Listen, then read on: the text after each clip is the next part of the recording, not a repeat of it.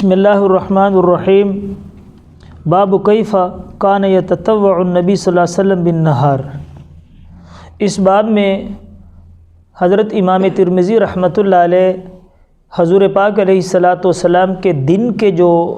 نوافل تھے اس کو ذکر کرنے ہیں کہ دن میں حضور پاک علیہ الصلاۃ والسلام کتنے نفل پڑھتے تھے۔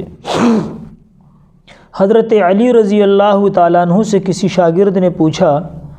کہ حضور پاک علیہ الصلاۃ والسلام دن میں کتنے نفل پڑھتے تھے،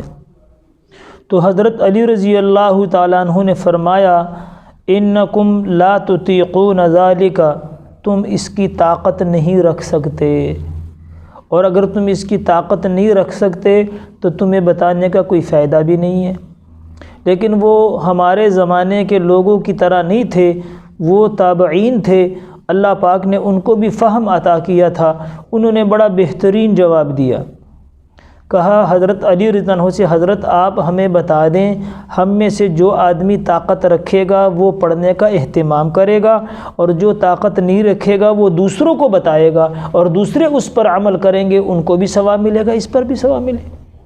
پھر اس جواب پہ حضرت علی رضی اللہ تعالیٰ عنہ نے ان کو کہا کہ جب حضور پاک علیہ الصلاۃ والسلام فجر کی نماز پڑھ لیتے تھے تو پھر آپ علیہ السلام کوئی نماز نہیں پڑھتے تھے یہاں تک کہ سورج نکل آئے، مکروہ وقت جو 20 منٹ کا ہوتا ہے وہ ختم ہو جاتا، پھر حضور علیہ السلام 2 رکعت نماز پڑھتے جس کو آج ہم اشراق کی نماز کہتے ہیں،